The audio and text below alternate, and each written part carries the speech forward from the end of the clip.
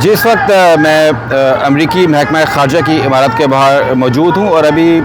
آج ایک press briefing بھی ہوئی جس پہ اسرائیل کے معاملے پر کافی بات چیت بھی کی گئی،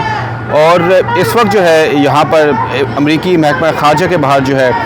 اس وقت ایک بڑا ہی چھوٹا سا ایک مظاہرہ کیا جا رہا ہے تو صرف چند لوگ ہی، تقریباً 8 سے 10 لوگ ہیں جو کہ یہاں امریکی محکمہ خارجہ کی عمارت کے باہر آ کر یہاں پر نعرے لگا رہے ہیں اور فلسطین کی آزادی اور غزہ کے اندر سیز فائر کا مطالبہ کر رہے ہیں۔ لیکن علامتی طور پر یہ پروٹیسٹ بہت ہی اہم ہے،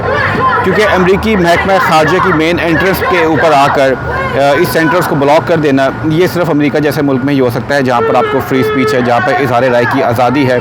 فلسطینی کے جھنڈے اٹھائے ہوئے ہیں اور یہاں پہ شدید نعرے بازی کی جا رہی ہے۔ اور آج ویدانت پٹیل سے جو امریکی محکمہ خارجہ کے نائب ترجمان ہیں، ان سے میں نے بھی یہ سوال کیا کہ کیا آپ کو نہیں لگتا کہ جو بھی کچھ اسرائیل میں مظالم ہو رہے ہیں ان کو نظر انداز کر کے کیا امریکہ ایک غلط مثال قائم نہیں کر رہا؟ کیا دنیا بھر کی طاقتور ترین فوجوں اور طاقتور ترین ملکوں کو یہ پیغام نہیں جا رہا کہ وہ کچھ بھی کر سکتے ہیں اپنے سیلف ڈیفنس کے نام کے اوپر؟ وہ کہیں پہ بھی حملے کر سکتے ہیں،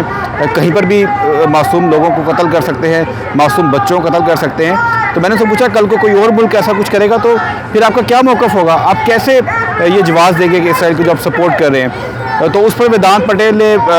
بڑا ہی مختصر جواب دیا۔ انہوں نے کہا کہ اگر آپ دیکھیں امریکی جتنے بھی متعلقہ ادارے ہیں اور متعلقہ لوگ ہیں وہ کبھی بھی انہوں نے ایسے الفاظ کو کم کرنے کی نہیں کوشش کی کہ جو کہ لگے کہ اخلاقی طور پر جو کہ غلط ہو۔ انہوں نے یہ بھی کہا کہ غزہ کے اندر معصوم شہریوں کی جو ہلاکتیں ہو رہی ہیں ان کو کم سے کم کرنے کے لیے اسرائیلی شراکت داروں سے بات چیت کا سلسلہ جاری رہے گا۔ اور انہوں نے میرے سوال کے جواب میں یہ بھی کہا کہ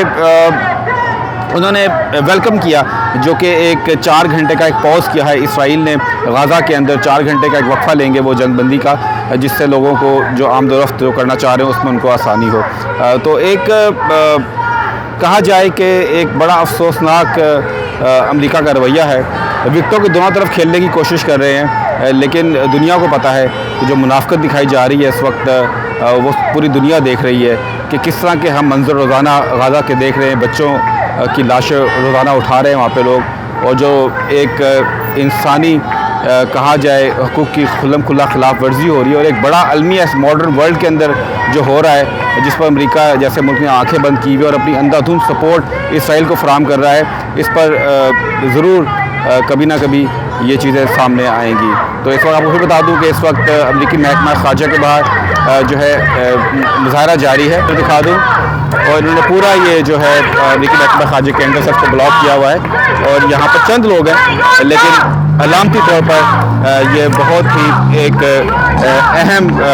چھوٹا سا مظاہرہ ہے، لیکن اس کی بہت پاورفل ہے کیونکہ بالکل اسٹیٹ ڈپارٹمنٹ کی بلڈنگ کے باہر انہوں نے اس مین انٹرنس کو بلاک کیا ہوا ہے۔